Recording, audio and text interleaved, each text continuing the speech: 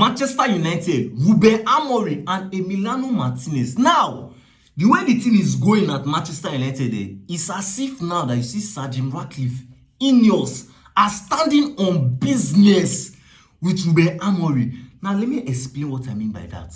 Now, before that Burnley game, it was looking like if that Burnley game was going to decide Ruben Amorim's future. But I think you are not understanding this statement that I just made. Now, the deciding Ruben Amorim's future, it's not that them Ineos are looking at it, okay, if you lose, we'll sack it. No! Instead, it's the other way around, whereby assuming Manchester United lost, you see Ruben Amorim, but Amorim could have carried his bag, right? Pack everything and go elsewhere to continue his young career. Because if you notice, you see this place, it has started getting white in Ruben Amorim's head. And when Ruben Amorim came, all his hair black, shining black.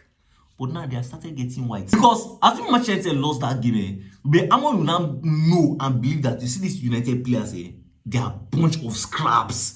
Like, nothing can come outside. So he will just pack his loot to go somewhere that the club actually have people that are ready to play, ready to win, right? So you see Ineos actually had no plans to sack Ruben Amorim at all. Now, let me just give you some stuff to like use to calm yourself. Now, for those Manchester United fans that are saying that, oh, Ineos is Ruben Amorim is the problem, sack Ruben Amorim. Now, if you look at, after like the first 3 games of the Premier League for Manchester United, now if you look at some stats states that, you see Manchester United are ranking first in the Premier League for the most touches in the opposition box. They are ranking second in the Premier League for expected goals per game. They are also ranking third in the Premier League for shots per game, and also ranking 5th in the Premier League for chances created. Now, explain this thing to me that, okay, the formation, the system are limiting the players. Are you seeing that the main problem of Manchester United is conversion of chances?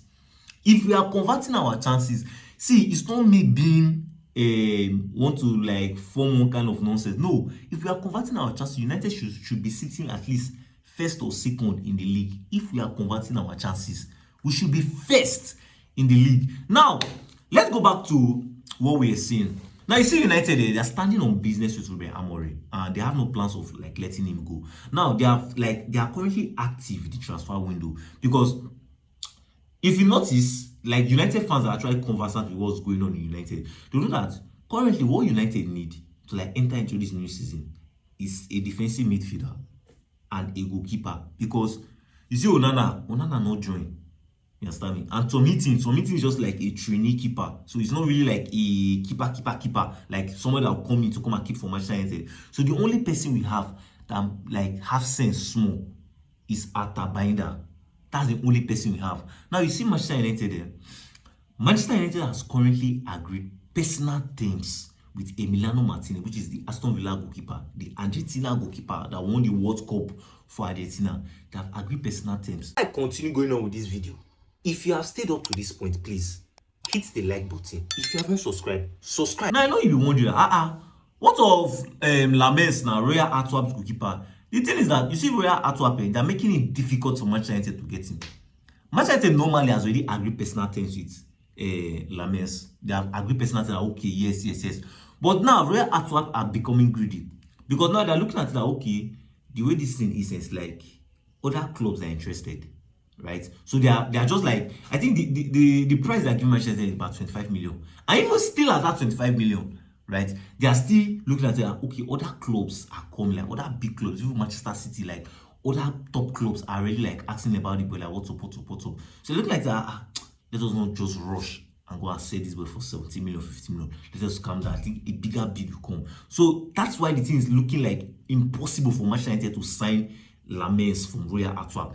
Now, the crazy thing about this story, this goalkeeping story, that you see Aston Villa, in as much as Manchester has agreed terms with Emiliano Martinez, and to confirm to you that this thing, it is not just false story. You see Emiliano Martinez in the game on Sunday, that is the last features on Sunday.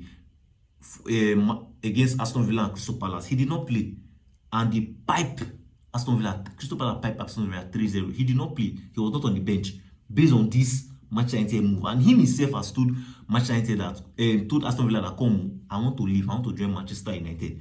You get? Now, what's making this story crazy that, in as much as Martinez is looking like if he would join Manchester United, Aston Villa has not like agreed to anything Manchester United is saying. But now, Aston Villa themselves has gone to go and like meet Royal Antwerp to get Lamens. I don't know if you get it. So you see that the story is quite crazy. But the truth is that if Manchester United can get this deal done, can get Martinez deal done, see, Martinez will almost be like the difference between Manchester United finishing in 10th place. I see Sancho. Sancho is currently in discussion with Aston Villa for a move. Now, the move is not really certain whether it's going to be a permanent transfer or a loan move. Like, it's not yet very, very certain. But one thing we know is that they are in talks for a move. Now, my problem now is that if it's on a permanent, I'm feeling that it's going to be like impossible. You understand? Because you see Aston Villa will not be willing to pay any money for Sancho. Like to pay that, you see that Sancho wage bill. They will not be willing to pay. Because you see Aston Villa, they are still under like, you see financial fair play, they're like trying to like, you understand? That's why you see that they have been selling player. They have sold Bailey to AS Roma. Just imagine you are trying to like beat financial fair play and you now want to go and pay about close to 300 and something K for Sancho. So I think that if it's a permanent deal, it's going to be impossible. Now, still on the goalkeeping matter, but now this one is not for Manchester United, it's for Manchester City. Now you see Manchester City has finally sold Ederson to Fenerbahce. That is the Turkish football side. The side whereby Mourinho was coaching before he was being sacked. He has now completed the move to Fenerbahce for about 13 to 14 million. Now, you see, Ederson leaving Manchester City, it has been inevitable since Manchester City signed the likes of James Trafford from Burnley. It has been looking like even more. You see, this guy cannot stay in Manchester City anymore. And now he has completed the move to Fenerbahce. There's a big probability that you see Manchester City might go into the market to get Donnarumma. Because now if you see Donnarumma has already waved goodbye to PSG fans, right? So now he's currently looking for a club to join. If you've not still subscribed, kindly hit on the subscribe option. It's going to be on this part of your screen. Smash on the like button, give this video a thumbs up. Stay tuned for our next updates, and you're watching Everything Football.